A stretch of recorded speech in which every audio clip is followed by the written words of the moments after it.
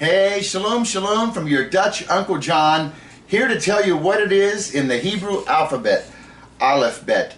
Remember, on our last video, we covered the letter Aleph. Just as a quick reminder, Aleph was the head of the ox, right? Aleph was the first letter. It represents strength. It's God's letter, Aleph. And the Aleph actually can be broken down into two yods. Remember, a hand reaching down and man's sinful hand reaching up, and nothing can connect the two except for a nail, a vav, an upright man who humbles himself and becomes the connector between God's perfect hand and man's sinful hand. All right, I encourage you to go back and watch Aleph. Now, it turns out that God, in his alphabet of 22 letters, he has letters pairing up with each letter has a partner, let's say that, okay?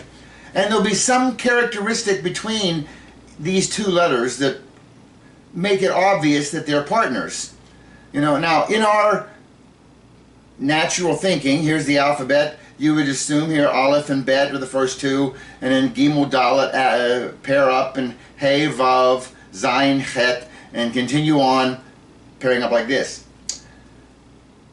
But, as you know, God's ways are above man's ways, like the heavens are above the earth, right? So whatever we think is going to happen, God has a different plan.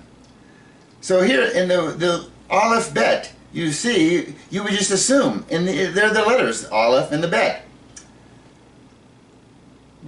So why isn't it the first and the second that are pairing up? Well, you know, you can go back to Isaiah 41. What's the verse? It says, I, the Lord, am the first, and with the second I am he? No. I am the first, I am also the second? Isaiah 48:12? No. He's not the first and second. He's got verse after verse in the Old and New Testament that says, I am the first, I am also the last. And if you take this word alphabet, the first letter is Aleph, the last letter of Bet is a Tav.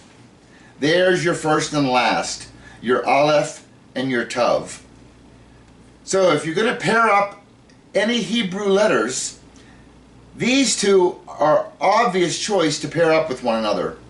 Again, man would assume pairing up the Aleph and the Bet, but as we said, God's ways are higher than our ways, and his thoughts are above our thoughts. He pairs up the Aleph with the Tav, the first and the last. Okay, well, we've told you that there are examples in the Old Testament where he says, I am the first and I am the last. There's three of them here in Isaiah. Let's look at the one in Isaiah 41:4, because if you've been watching my videos, we are picking up little bits of Hebrew, and maybe you can learn to even read a sentence here and there. But anyway, this one here is, I, the Lord, am the first, and with the last, I am he. It starts with Ani, Yahweh, Rishon, Va'et, Aharonim, Ani, Hu. A new word that you should know is Ani. Ani means I. And when you hear Hebrew speakers, you'll hear that often because sentences begin with I, this, I, right? Ani. So you see that here. Yahweh, you guys know. The Rishon and Ha'aronim, these are not words that I'm using often, and I'm pointing them out that they are here. They are the first and last. But it's kind of interesting. In between those two words in the Hebrew, there's a va'et. The vav is the and then there's an aleph tav. Aleph tav, this is what we're talking about, the first and the last. All right? And then there's another ani at the end, I, and who is he? Remember, who is he? And he is she, and we are all together.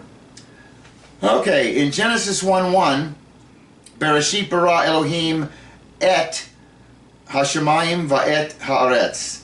right there in the center of that verse, you have an Aleph and a Tav. Again, the first and the last.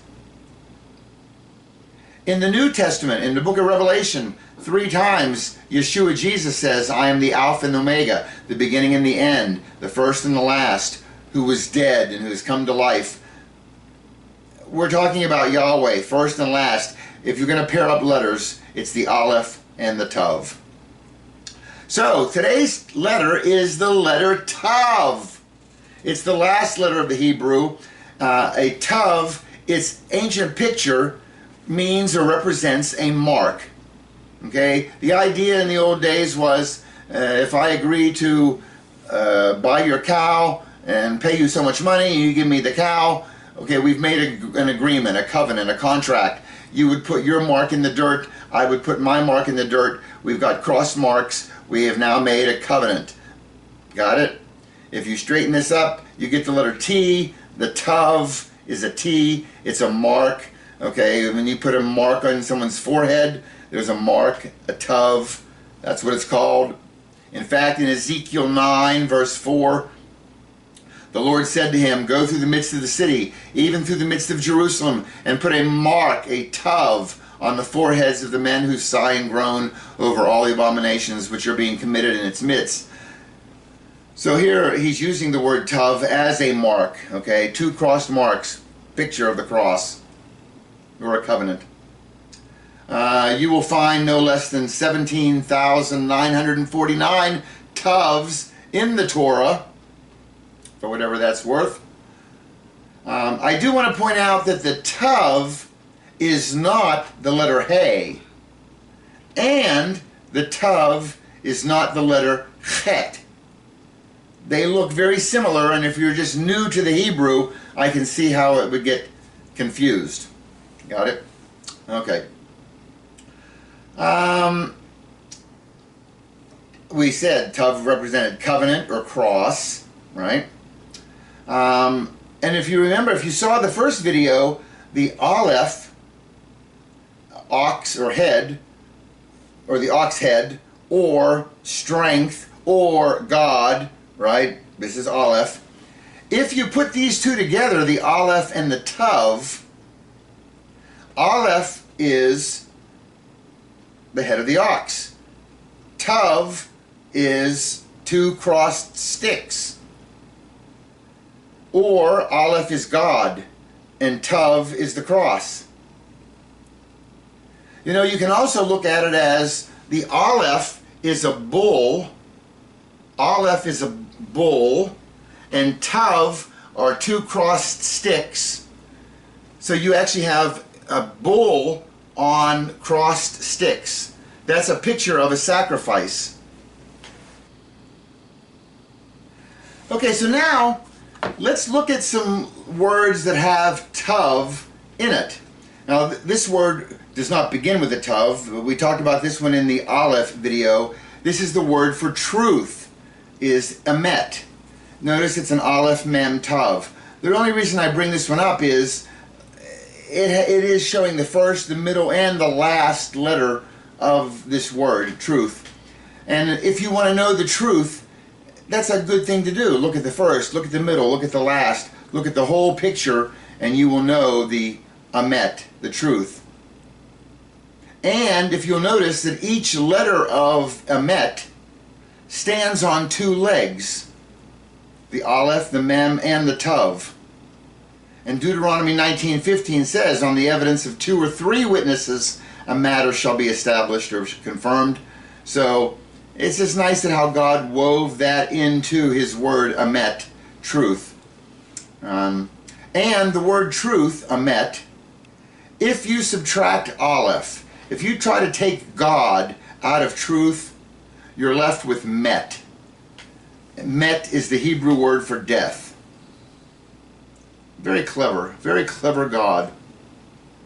Now we've talked about the Gematria values, and emet, we mentioned this in the Aleph video, that emet had it up to 441, which we said is a perfect square, right? 21 times 21. This Gematria value of emet of 441, let's take the 441 and add its components, 4 plus 4 plus 1, finally breaks down to 9, which is also a perfect square, 3 times 3. Notice everything about truth boils down to a perfect square. Even the place values of where they show up in the alphabet, the ordinate values. Aleph is 1, Mem is the 13th, Tav is the 22nd, adds up to 36. 36 is a 6 by 6. And 3 plus 6 equals 9. It also boils down to a 3 by 3. You understand, truth is square, no matter how you break it, how you look at it. And it's funny, take the opposite of truth. I don't know if we've talked about this in any of the videos or not, but the opposite of truth is falsehood. In Hebrew, it's shekir.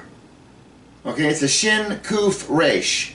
Notice, first of all, that those 3 letters are all clumped together at the end of the alphabet.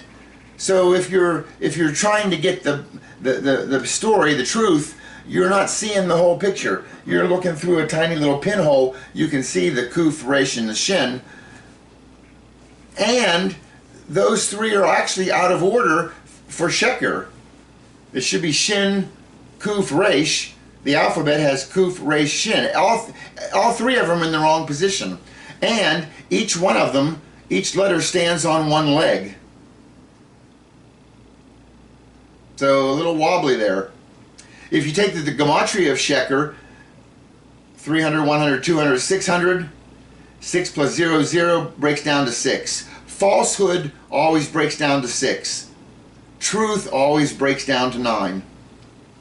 If you take the ordinate values of sheker, it's the 19th, 20th, and 21st letter, adds up to 60. 6 and 0 is 6. It always breaks down to 6. Lies. Lies. Man's number is 6. Man, dirty liar. All right. Here's another word that you know that has a tav, and it's rather important. The word Shabbat, Sabbath. Notice it's a shin, bet, and a tav. Tav, we said, is the covenant. Shin bet is the Hebrew word shav, which means return. And so in the word Shabbat, you have return to the covenant. Every 7 days, God wants you to stop and return to Him. We do this Friday at sunset until Saturday at sunset on the 7th day, right? The day of rest. Very nice. Every 7th day, we Shabbat, return to the covenant. Another extremely important word that has a tav is the word TORAH. It's 4 letters, a tav, vav, resh, hey. And I put the pictures in here for Torah. The tav, we said, was a cross. The vav is a nail. The resh is a head. And the hey is a man with his hand in the air. Hey, behold, and something big is coming. Okay, now, the Jews believe, and a lot of people on the planet believe, that if you want to get to heaven, you have to keep the Torah. So this is why they go through all of these rules that they're following, where not only are they following the rules that are in the Torah, but they've interpreted, and they've had centuries and millennia to have other men interpret what God said and add all these excess rules that now they become a rule unto themselves.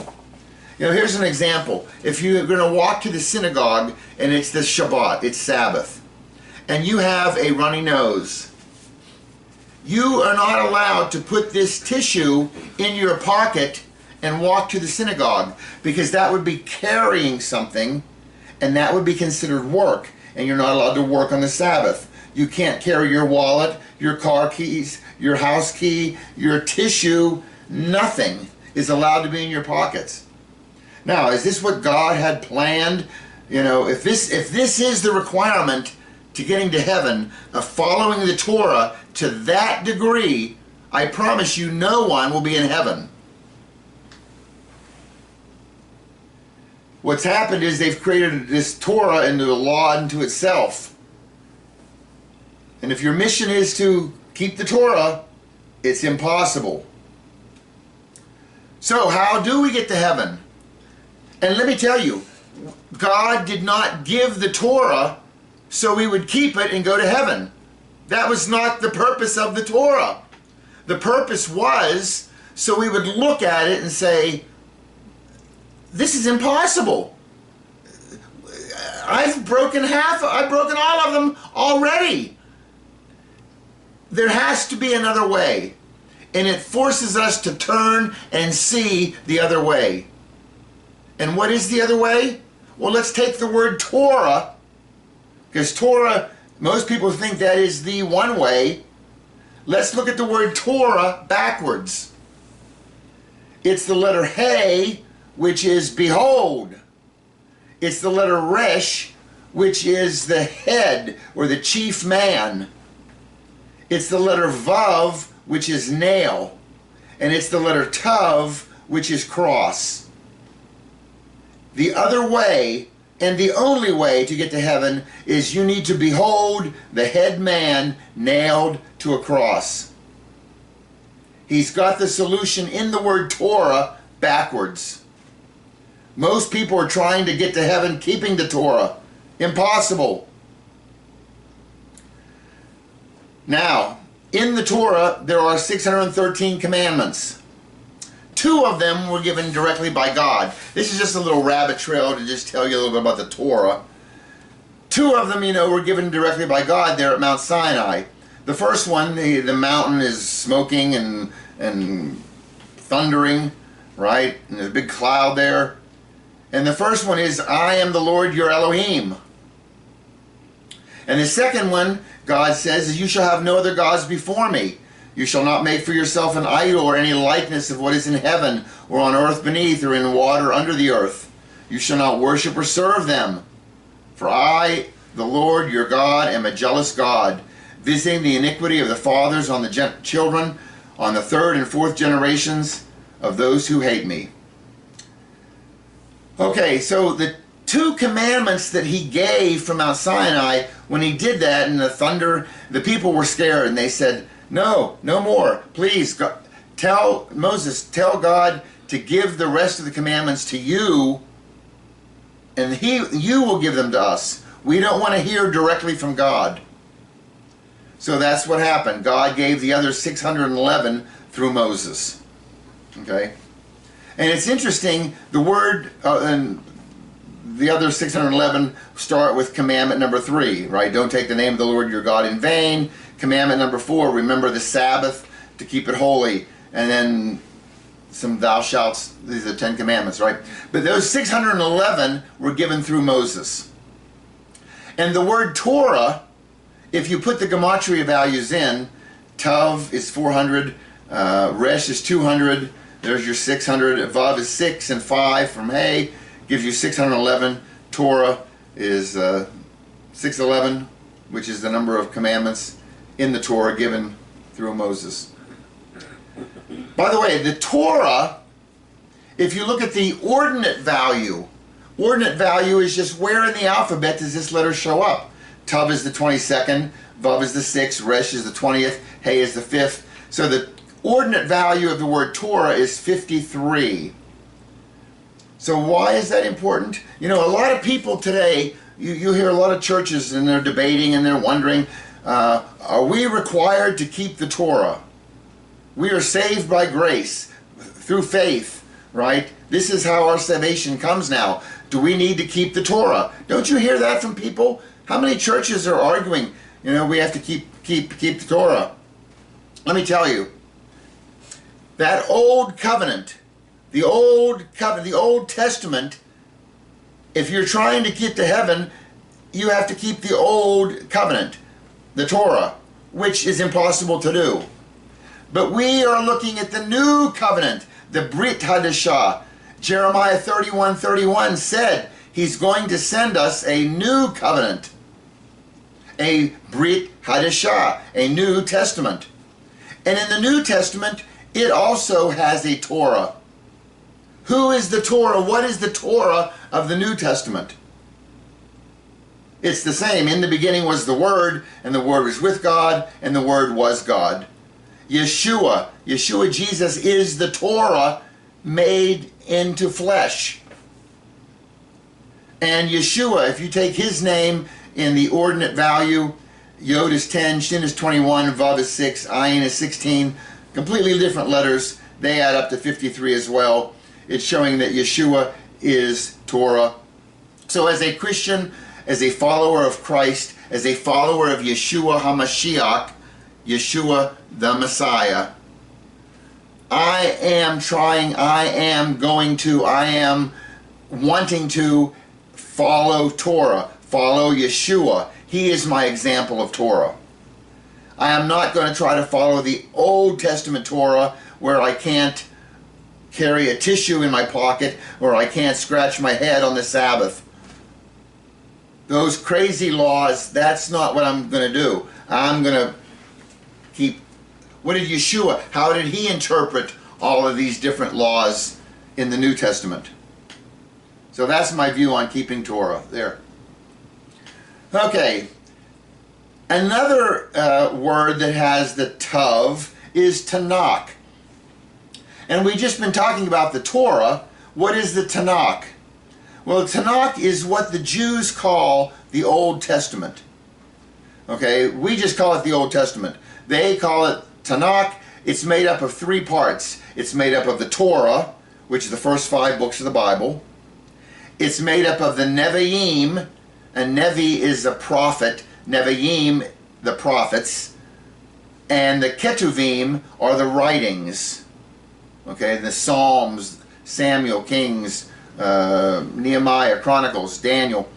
So these are the writings, Ketuvim. So you have the Torah, Nevi'im, Ketuvim, the T-N-K, Tanakh. That's, anytime you hear Tanakh, Old Testament. Got it?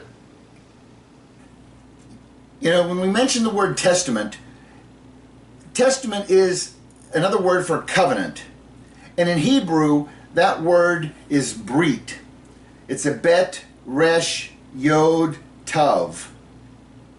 And you'd wonder why we're talking about brit in the tav talk and not in the bet talk. And we will talk about brit much more in the bet talk.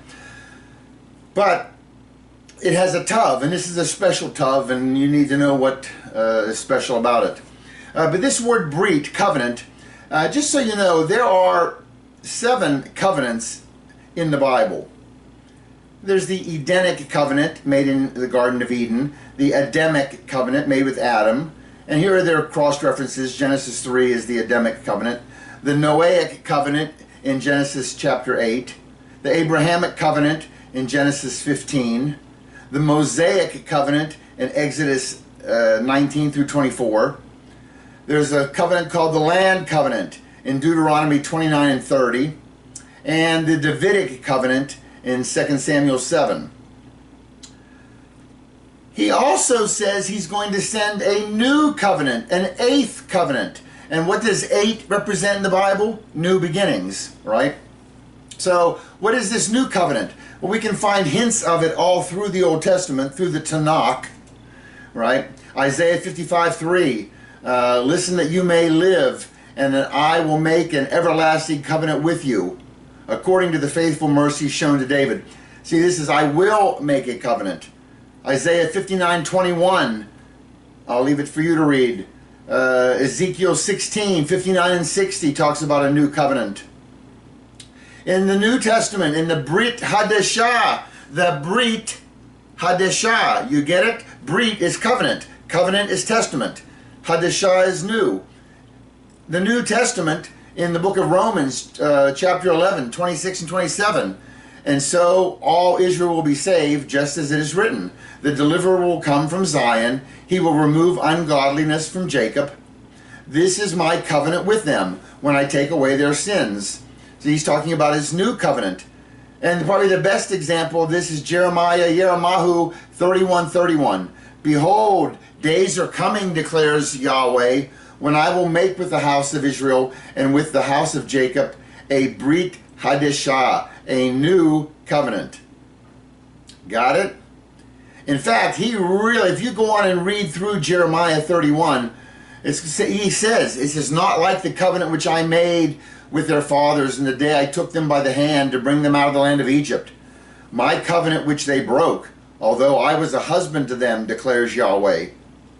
But this is the covenant which I will make with the house of Israel after those days, declares the Lord. I will put my law within them, and on their heart I will write it, and I will be their God, and they will be my people. And it goes on, and look at the next verses at your own leisure, but wow, he puts his name on this. Okay, he's going to send a new covenant. As long as the stars are in the sky, Israel will be a nation before me forever. Okay, this is a covenant, a brit. Got it? All right. So why have we been talking about these 8 covenants? Because this word brit, oh, by the way, the ultimate brit, if you look at the letters that it makes up here, it's a Bet Resh Yod Tav. Bet Resh we know is bar. Yod is hand. Tav is the cross. So you have the son's hand on the cross. That's the picture image of a brit. That is the ultimate brit, the ultimate covenant. You understand? And it's a blood covenant, as these others, many are. Okay? Wow. But the one covenant that I wanted to discuss, to even bring up this example, was tied to the Abrahamic covenant. Okay? And in Genesis 15:18, on that day Yahweh made a brit covenant with Abraham, saying, okay, this is the covenant where he cut the animals in half and God walked between them as a flaming torch, flaming oven. Associated with the Abrahamic covenant is what's called the Brit Milah. The Brit is covenant, Milah is circumcision. Remember, Abraham was told he had to be circumcised, and he had to circumcise his son, and the rules are laid out in the Torah. On the 8th day is when the male is to be circumcised, and they have this Brit Milah, okay, covenant of circumcision. Now, if you've ever watched TV or movies, and a lot of times they'll have references to a circumcision event where all the Jews come to this, and they call it a bris. Have you heard this? Okay. What's a bris? It turns out that these last 5 minutes of rabbit trail leads to this. There are certain sects of Jews, the Ashkenazi, the European ones, the ones who speak Yiddish, that they will, if there's a tav at the end of a word, they will pronounce it with an S sound. So if you're going to a brit, you're going to a bris, you understand that it's a brit. It's a covenant, Brit Milah, covenant of circumcision. Okay? You'll hear it also a lot of times. You know the word Shabbat. Shabbat is the day of rest, the 7th day. Well, that ends Shabbat. It ends in a tav. So a lot of times you'll hear the Ashkenazis will say, Good Shabbos, and you can swear you heard an S on the end. You did. You heard an S on the end. They take that final tav and make it an S sound. All right. Now, we were talking about this Aleph and this Tav, okay? The Alpha and Omega, the Aleph Tav, the A to Z. Whenever you talk about the first and last letter of any alphabet, you've pretty much, that kind of concisely describes or demonstrates the whole word of the whole language, whatever you're talking about, right? The first and last letter of the language. John 1:1, we said in the beginning was the Word was with God, the Word was God. This word is Aleph Tav, the beginning and the end, the first and the last. God on the cross. We mentioned earlier in Genesis 1:1, you have in beginning God created the heavens and the earth. Here it is in the Hebrew. Here's Bereshit in the red. Here's created, bara, in the orange. Elohim. Hashemayim, the heavens, is blue. The va is and in the orange. The land is the purple. The earth, haaretz. We've covered all the words except for this middle one. The middle word in Genesis 1:1 is an aleph tav. Et, you see it there. What is the purpose of this letter, this word? I've told you this many times, we'll tell you very quickly. It's an untranslatable word, and it points to the direct object of the verb. The verb in this sentence is bara, created. And if you want to know what was created, whatever follows aleph tav. This is just how Hebrew works. What follows aleph tav? Hashemayim, the heavens. And there's another aleph tav in the sixth word, so whatever follows that is haaretz, the land. Two things were created. But it is interesting, you cannot take this word out or the sentence makes no sense. So it's a word that's untranslatable, that has to be there or the creation doesn't occur. And it's represented by an aleph and a tav, the first and the last, a picture of an ox and a crossed sticks, a picture of a sacrifice, a korban, a korbani. You understand? It's pointing to something here. And also, where does it show up in the sentence? It shows up sitting at the right hand of Elohim. Not only the Messiah sits at the right hand of Elohim. And here you have God on the cross, the first and the last. This is a picture of Jesus. Psalm 110, the Lord says to my Lord, sit at my right hand until I make your enemies a footstool for your feet. That's this aleph tav right in the middle. This is Jesus. This is Yeshua. Aleph tav can also be the ox. We said on the wood, the picture of the sacrifice. We said aleph is strength. Tav is a picture of the covenant. Aleph tav is a picture of the strength of the covenant. And let me show you some examples of this aleph tav as a word throughout the Torah, throughout the Old Testament. It shows up thousands of times. Again, it's an untranslatable word. You know, if you go back, look in Genesis 25:28. It says, now Isaac loved aleph tav Esau because he had a taste for game, but Rebekah loved aleph tav Jacob. Notice both Esau and Jacob have an aleph tav in front of their name. At this point in the story, if you are just brand new to the Bible, you just picked it up, opened it up to Genesis 1:1, and you're reading along, and you were smart enough or you were wise enough to figure out that 3:15 of Genesis, where God says he's going to put enmity between the serpent and the woman, and that her seed is going to crush the snake's seed. Remember this? Which is alerting you to the fact that a Messiah, a Savior, is going to be given at some point. So you've come to that conclusion, and you've even realized that this Savior, this is going to be aleph tav. And you wonder, how is he going to come? How is he going to come he's coming as a human being, right? And through what line will he be coming? Well, when you get to Genesis 25:28, you see it mentions Esau. We already know it's coming through Abraham. And then it's going to come through Isaac. We're promised that. And then Isaac has two sons. How do we know which son the Messiah is going to come through? Is he coming through Esau or Jacob? You know, at this point in Genesis 25:28, we don't know, because both Esau and Jacob both have an aleph tav in front of their name. Both of them are representing the strength of the covenant. The covenant says a Messiah is coming, but we just don't know which brother he's coming through here. Go to Genesis 27.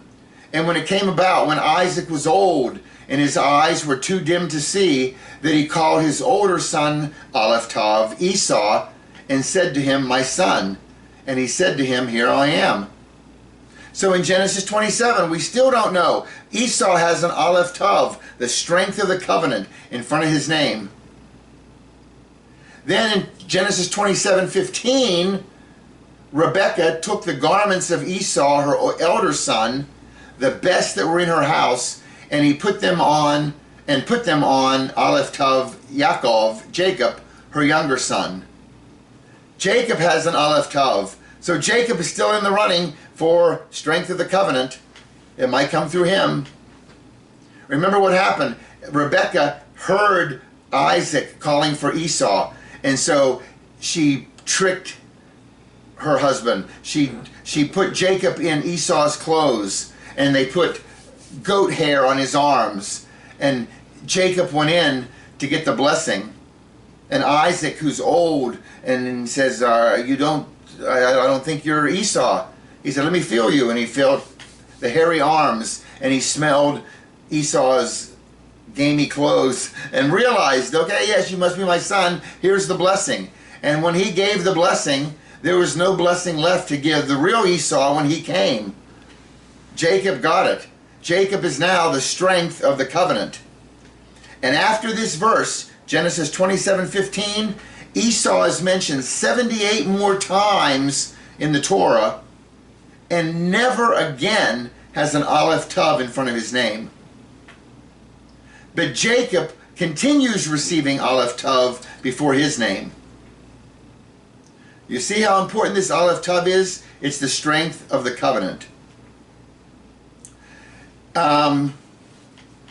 Did we see it back in Genesis 25:34? I think the reason I even have this verse in here, because, this strength of the covenant, Esau really didn't want anything to do with the birthright or the covenant. He may have put on a huff that, I didn't get the blessing. But, he sold his birthright for stew. Right? That's what this, I'll have this slide next. Genesis 25:34. Then Jacob gave Esau bread and lentil stew, and he ate and drank and rose and went on his way. Thus Esau despised his birthright. See, Esau didn't want it anyway. Okay? By the way, it's kind of interesting. This is a little side note again. I think we're on a side note, aren't we? We got to get back. Anyway, we're talking about the letter Tav today. This is kind of interesting whenever Esau shows up for food, and he says to his brother, give me some of that Edom, some of that red, which kind of translates as, just give me some of that red stuff you're cooking. Okay, he repeated the word. And Jacob probably is tired of being bossed around. He finally had it up to here and said, no, what are you going to give me? Give me your birthright and I'll give you some stew. And Esau is like, well, I'm starving to death. If I die, what good is a birthright? And he makes the deal. And look at this verse. It says, then Jacob gave Esau bread. Oh wait, bread. Bread wasn't in the deal. They exchanged for lentil stew for birthright. Jacob threw in bread. What a nice Jewish thing to do. I love it. So he gave him bread and lentil stew, and he ate and drank, and he drank? He threw in he made it a value meal. He supersized it. Wow. Such a wonderful thing. That's a Jewish thing. You buy 12, here, take 13. I love it. All right, back to the Aleph Tav. In the book of Ruth is mentioned 12 times. In the first 10 times, there is no Aleph Tav in front of her name. But the last 2 times, after Boaz redeems her, she now gets an Aleph Tav before her name. Why? Because through Ruth has Obed has Jesse has David, and the Messiah is the son of David. The line is established here. So she gets the Aleph Tav, the strength of the covenant.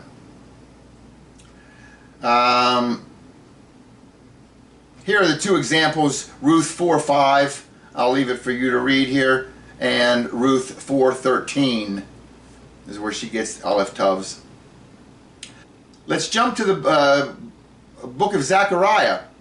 It says, I will pour out on the house of David and on the inhabitants of Jerusalem the spirit of grace and of supplication, so that they will look on me whom they have pierced, and they will mourn for him as one mourns for an only son, and they will weep bitterly over him like the bitter weeping over a firstborn. You know, if you take this verse here, just there it is in the Hebrew, but look at that second line in the Hebrew. It says, so that they will look on me, Aleph Tav, whom they have pierced. Remember what Aleph Tav is. It's God on the cross. He's the first and the last, the Alpha and Omega. He's sitting at the right hand of God. This is a picture of Yahshua HaMashiach, Jesus the Christ. So that they will look on me, Aleph Tav. They will look on me, Jesus the Christ. They will look on me, Yahshua HaMashiach, whom they have pierced. And they will mourn for him as one mourns for an only son. It's very clever how these Aleph Tavs, they're put all through, and they all point to Yeshua, and they don't show up at all in any translation except Hebrew. Okay, here's another word that begins and ends with a tav. It's the word toldot. And you can see this one here in Genesis 2:4. These are the toldot of the heavens and the earth when they were created in the day that Yahweh God, Yahweh Elohim, made the earth and the heavens. This word toldot, by the way, look how it's spelled. There's a tav, a vav, lamed, dalet, vav, tav. There are two vavs in this word. Vavs are the orange, upright man, nail picture. Okay, and notice this verse here, Genesis 2:4, this is the Garden of Eden. This is before anybody took a bite out of any fruit. Okay, so everything right now is still perfect. Chapter 3 of Genesis is the fall of man. So here in chapter 2, this word toldot, generations, has two vavs in it. Now, once man has fallen, in Genesis 5:1, it says, this is the book of the generations, toldot, of Adam. In the day when God created man, he made him in the likeness of God. Notice now that man has fallen, the word toldot is missing a vav. And what is a vav? It's a nail or an upright man. So now that man has fallen, man has sinned, the generations are missing an upright man. And it shows that in the word toldot, because there's only one vav appears after the fall. If you jump ahead to Ruth chapter 4, where it says, now these are the generations of Perez. To Perez was born Hezron, Hezron Ram, Ram Amminadab, Amminadab Nahshon, Nahshon Salmon, Salmon Boaz, Boaz Obed, Obed Jesse, Jesse David. Here the generations, the toldot has been reestablished. The messianic line has been established. And now toldot is spelled again with the missing vav. It's nice that ever since chapter 5, every example of toldot was misspelled with the missing vav. It's not until now that the messianic line is established that the vav is reinstated in the word generations, which is a kind of clever thing. And here it says, then these are the generations. That, by the way, that phrase, the Gematria, adds up to 888, which that's Yeshua Jesus, Iousis in Greek, isopsophy, adds up to 888. Okay? He is that missing vav, that upright man who completed things. Another word that you should know is the word for psalm in Hebrew is Tehillim, is the plural, the Psalms. You know, the book of Psalms is the biggest book in the Bible. Well, it has 150 chapters. Okay, and it's Tehillim is the word. The Jews break the Tehillim down into 5 sections. Chapters 1 to 41, 42 to 72. You'll have them here on the screen. So they look at it as 5 books in there. Some of the Psalms, the Tehillim, are Messianic Psalms, and I have those here listed for you, and you can, if you're looking for the Messiah, check out some of these. Here's a word that begins with a tav, is tefillin. Anyone know what tefillin is? That's an odd word here. Let's go back to Exodus chapter 13, verses 8 through 16. It says, on that day, he's given the instructions to the people, right? God has. And on that day you are to explain to your son, this is because of what the Lord did for me when I came out of Egypt. And it shall be a sign for you on your hand and a reminder on your forehead, that the law of the Lord is to be on your lips, for with a mighty hand the Lord brought you out of Egypt. Therefore you shall keep this ordinance at the appointed time year after year. It shall serve as a sign on your hand and a symbol on your forehead. So twice here in this, he's talked about you need to have something showing on your forehead and on your hand, right? In Deuteronomy 6, starting in verse 6, this is following the Shema. Shema is verse 4. Hear, O Israel, the Lord your God, the Lord is one. And you shall love the Lord your God with all your heart, mind, and strength. That's verse 5. Then it says, these words, verse 6, that I'm commanding you today are to be on your heart. Teach them to your children. Speak of them when you sit in your house, when you walk on the road, when you lie down, when you get up. Tie them as reminders on your hands and bind them on your forehead. Write them on the doorpost of your house and on your gates.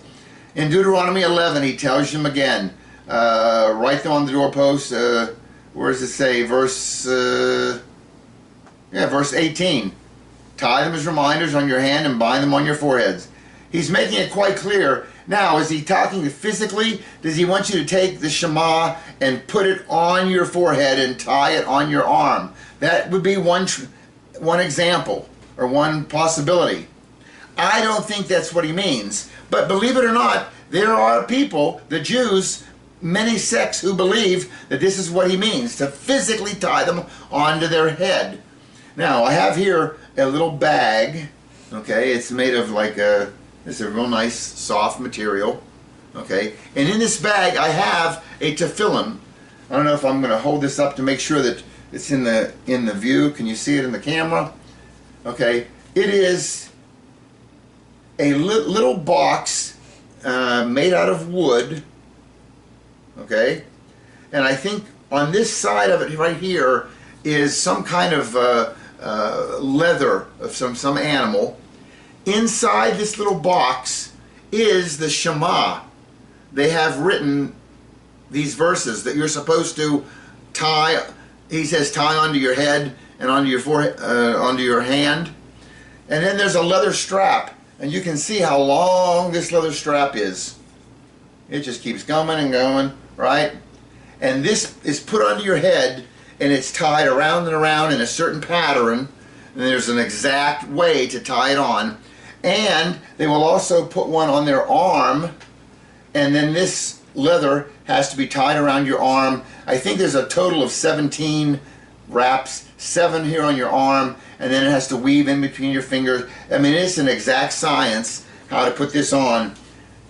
If you go to the mall, I've been to a mall in Israel, and they will have somebody at a table, some Orthodox Jews that have the curls and the black hat and the white shirts, and they will be sitting at a table, and they will ask you, would you like to learn to put on tefillin?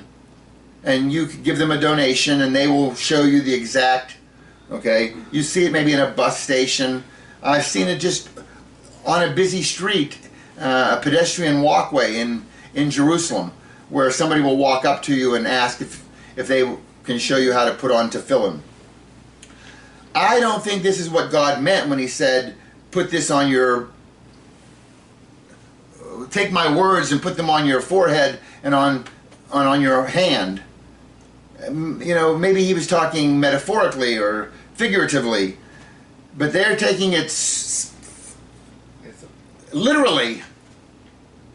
Okay? And this tefillin, in the New Testament, it's referred to. In Matthew 23:5, Jesus, he's talking about all the holy men, the Pharisees and the religious leaders of the time.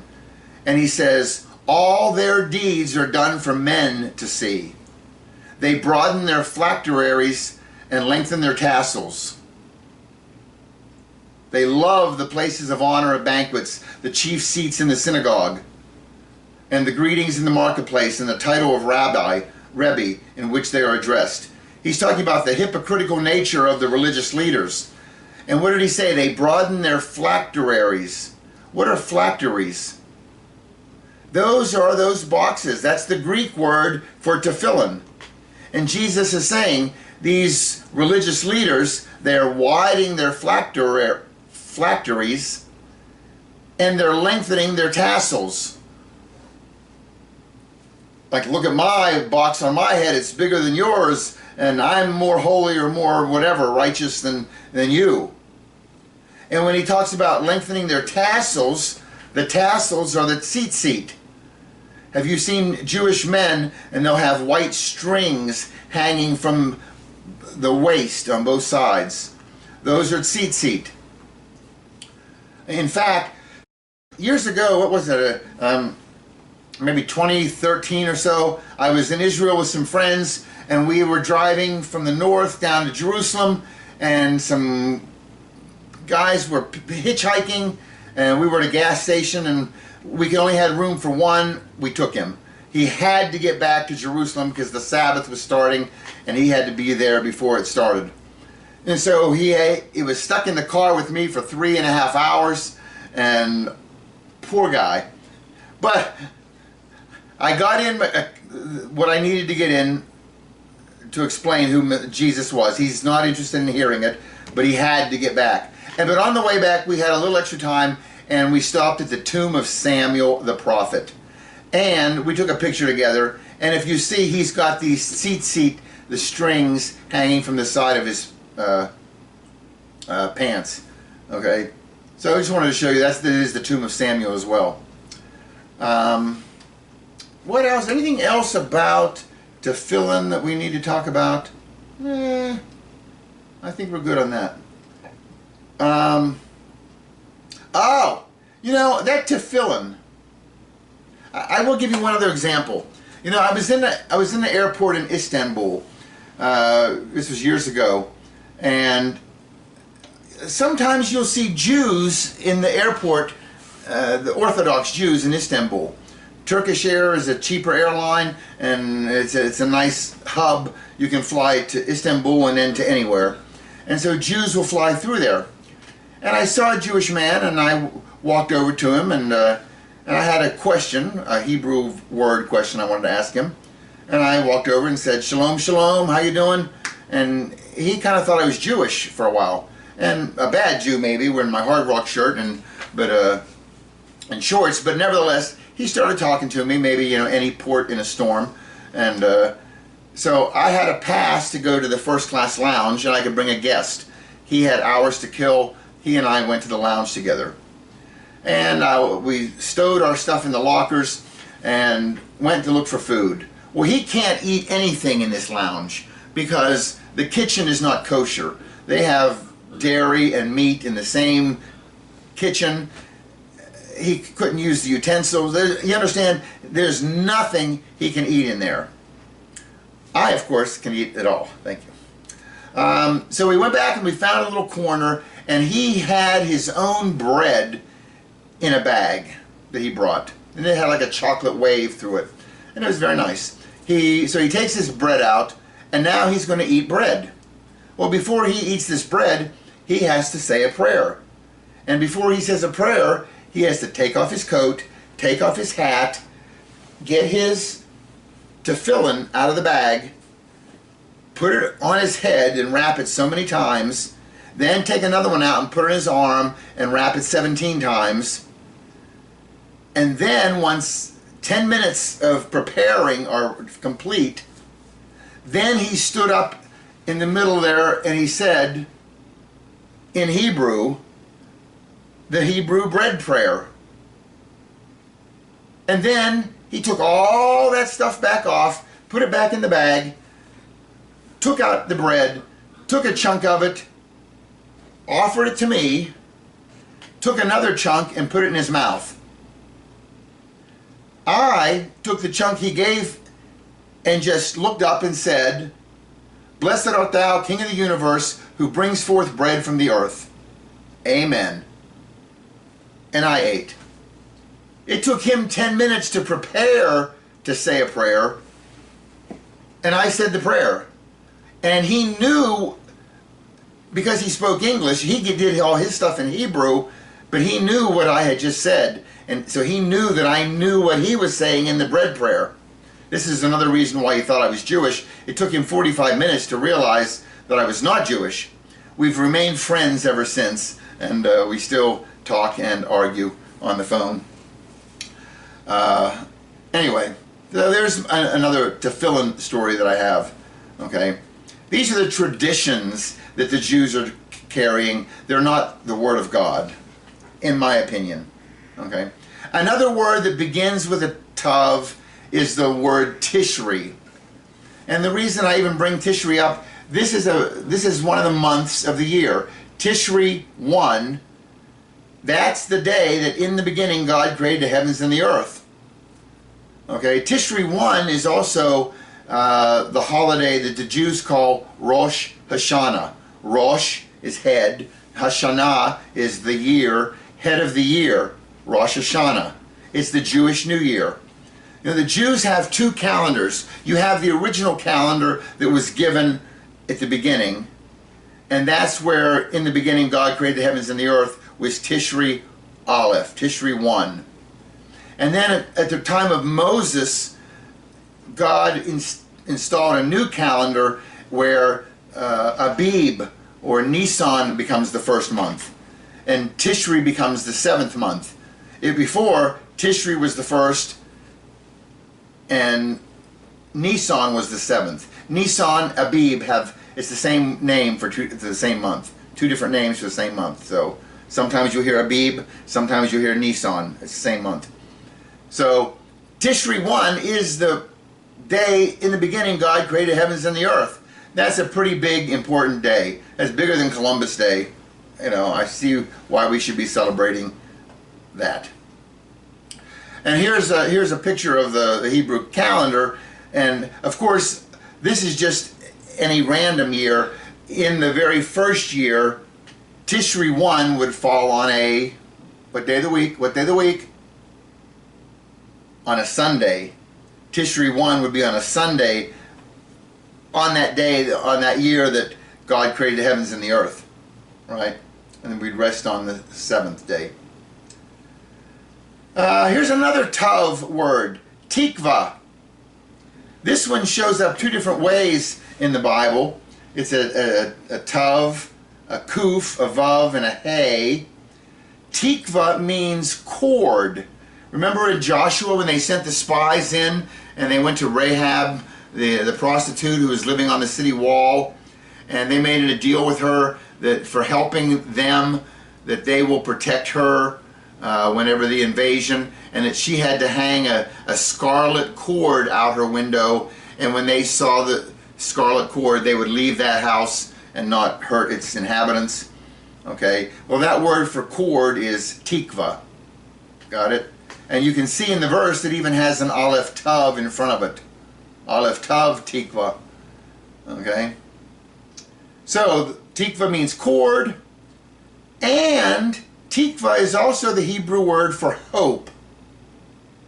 And the Jewish national anthem of Israel is Hatikva, the hope.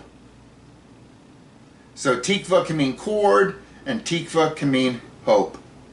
Here is their national anthem. It's beautiful. Here it says, "O while within a Jewish breast beats true a Jewish heart, and Jewish glances turning east to Zion fondly dart." And that's just here it is in the Hebrew, and another translation in the English. "As long as in the heart within a Jewish soul still yearns, and onward toward the ends of the east, an eye still gazes towards Zion. But Jews have the desire to go back home. God bless them. God bless Israel. Okay. Well, this concludes Tav. Let me remind you, watch Aleph. And so you can just slowly, we're going to get all 22 letters of the Aleph-Bet. It will just give you such deeper understanding of God's most beautiful, perfect language. All right? We do have a bonus, and we'll see you soon. God bless. To God be the glory. To God be the honor. To God be the praise. Bye-bye.